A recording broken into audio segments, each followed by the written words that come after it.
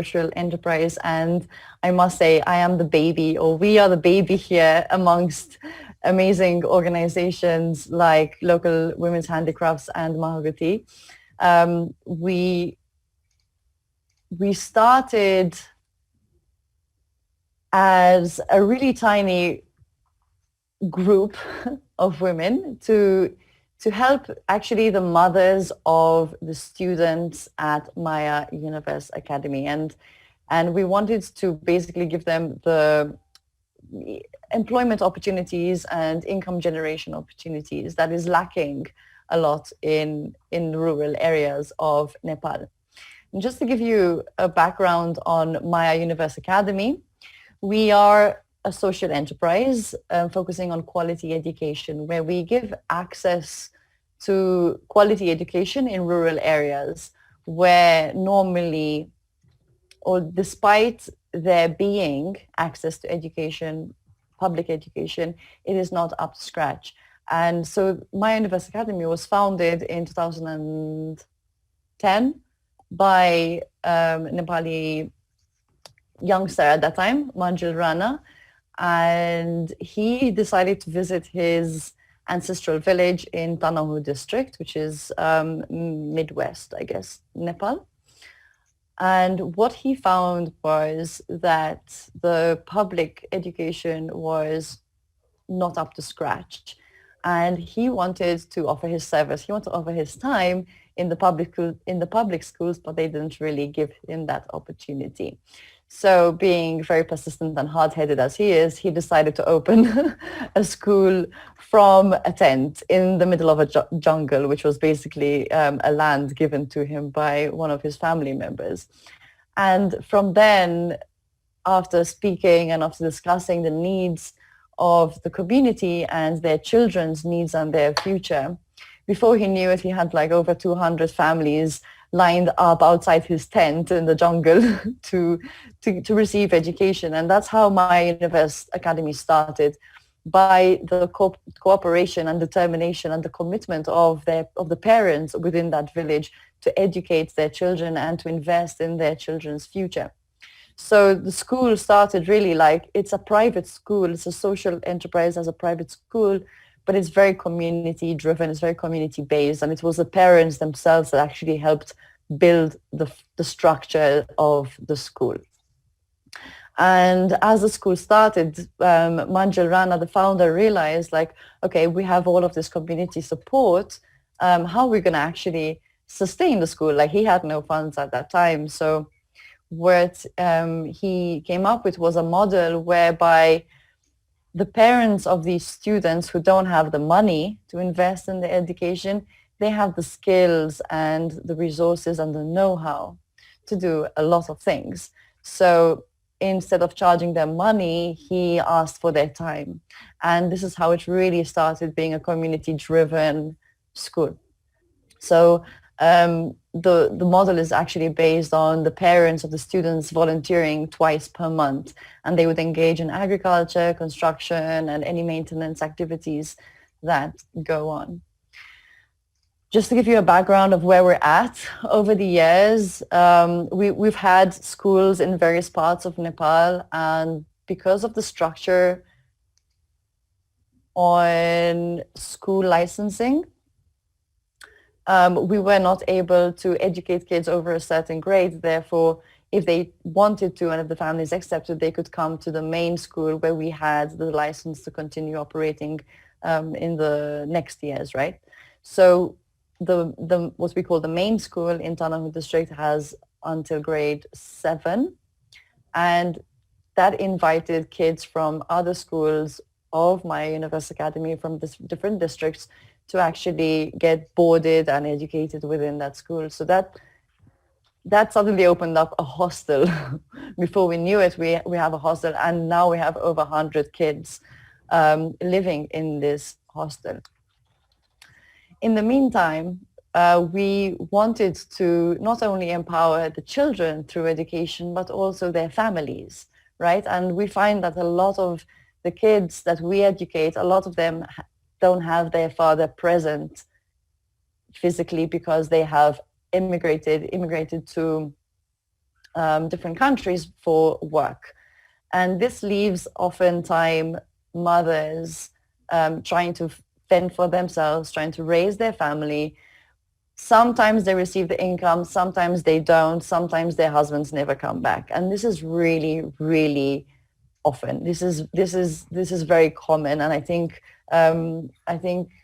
my Nepali colleagues here will agree that this is not always the best decision when the fathers leave the country for work. So Crafts by My Universe actually started because of this, because we found a lot of our students' mothers struggling to make ends meet, to put food on the table, even the basic rice and dal. So Crafts by My Universe really began to give them an opportunity of employment. And by doing so, we started training them thanks to one of our Korean partners who had this really beautiful design to create these bracelets. And apart from that, the profits go back to the school so that we can help sustain either the hostel or the employment of local qualified teachers. So over here you can see in this picture one of the ladies making a bracelet. The bracelets that we make, which I'll show you on my screen, I don't think you can see me right now. Maybe you see me very small. I'll show it as soon as I stop sharing. They're handmade from semi-precious stones, which we source locally. We try to focus mostly on locally sourced stones that are present in Nepal, but a lot of the time they're coming from the region. We are currently, thanks to the lockdown and pandemics, we started to exploring other products. So we're currently in product development, mostly focusing on new designs and using more locally available materials, because I know we are all aware that there may be limitations with semi-precious stones and a lot of the lack of supply chain transparency in that. So when we look on an ethical point of view, so we want to try and source more locally, even if they are precious stones. We will continue to improve our supply on that and ensure that everything is done in an ethical manner. But we're also experimenting with local materials. Hemp was being mentioned, and especially baskets making, that I have one also I can show you in a sec. But just to be conscious of time, we're available on Facebook and Instagram, so you can follow us there. And I'm just going to stop sharing so that you can see the products that I'm bringing up. So these are examples of the bracelets. Let's see if you can see that. So the stones are hand carved one by one, very patiently and meticulously. And the middle, I'm getting a bit confused. I'm not sure if you can see that. In the center, we have a little M, and this is also handcrafted metal. We collaborate with local silversmiths and metalsmiths from Patan in the Kathmandu Valley, and we have various designs with various number of stones. Some have 8 stones, some have 6, some have 3. So these are our star products, basically. And we're also experimenting with basketry. The one I'm holding right now is corn husk, and this is made actually in Udaipur. Corn husk and the green that you see here, this is another type of brass. It's called doti pataye, but I have not found the English word for that. I'm not sure if my colleagues here know what that's called in English. That would be really helpful. But they're all handmade by women in a village in Udaipur, where we previously had a school, where we're currently no longer working due to the school licensing agreement restrictions that are in place right now, but we have maintained very good relationship with with the villagers over there, and we still educate some of the students. So the stones, I'm getting a question, where are your stones coming from? Which part of Nepal? Okay, so this is the part where I feel that I'm being very transparent about that this is not something I can always tell. I know that we source them locally from the local market, but they will be coming from various regions of Nepal and from the region. So probably India, Pakistan, and the whole region. So this is something that, again, this is why we're currently in product development, exploring more of our local resources. These have been our star products for the past 5 years. But yes, as we move more into ensuring full ethical supply chain and transparency, this is a very difficult road to trace, unfortunately. But as beautiful as they are, we do try to source more local stones in Nepal. Yes, Hami. Like literally, I left Nepal like 15 years ago. Like I used to be from Basantapur, from Kathmandu Darbar Square, and when there used to be all the stone from mandala and all the sort of the stones, because I have really a big kind of a thing with the stone, because they used to import from Rajasthan, and where in Rajasthan, when I visit myself, I have seen a lot of children are working on this stone quarry.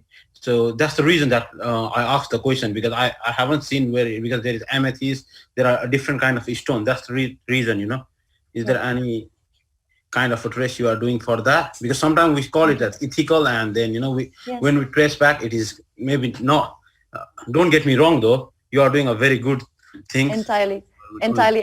Hami, I really appreciate that, and that's why I've been very transparent about that. As we move more, we're all learning and growing.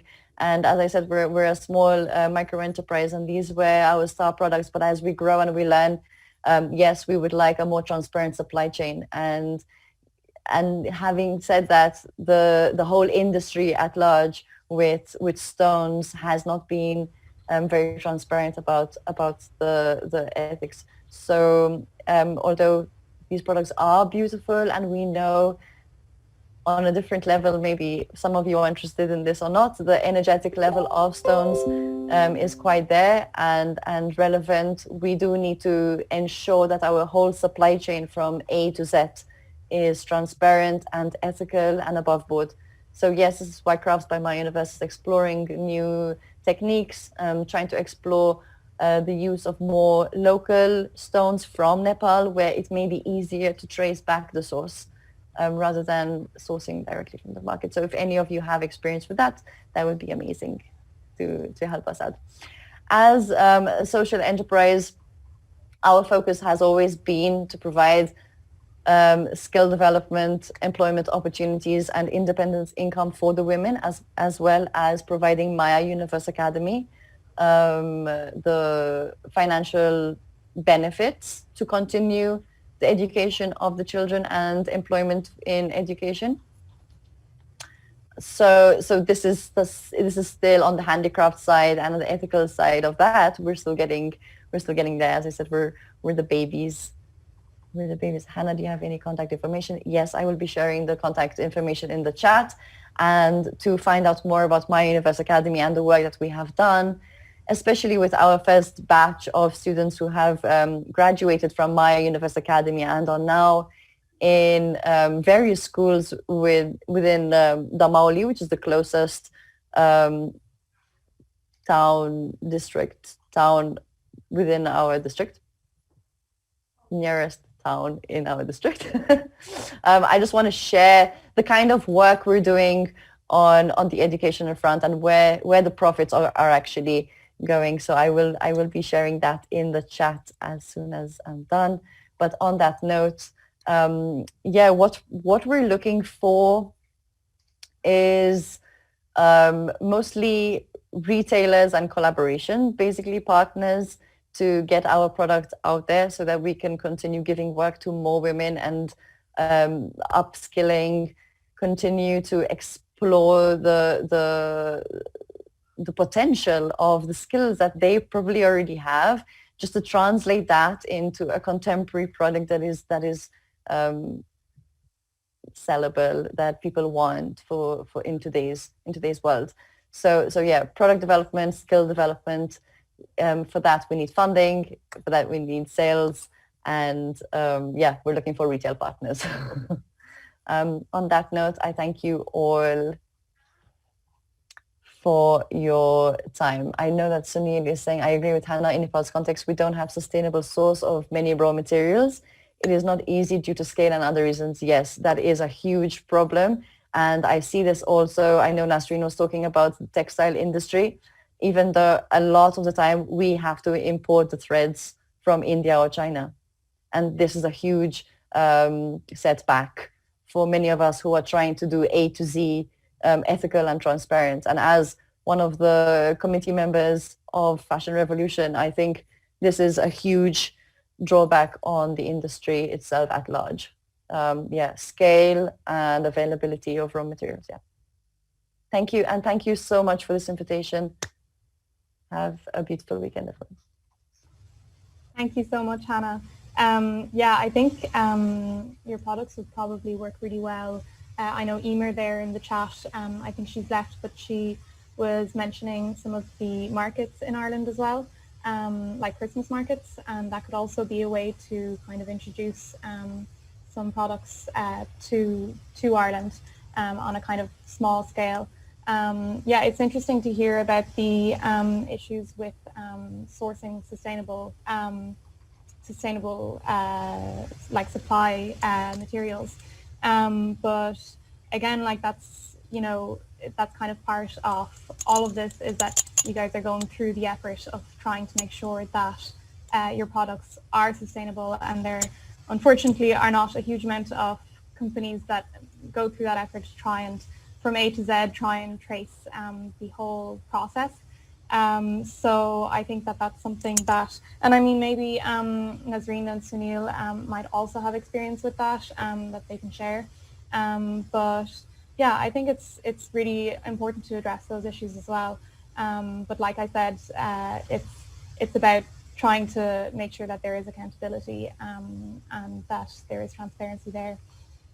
So with that, if anybody else has any questions or remarks or comments or feedback, or would just like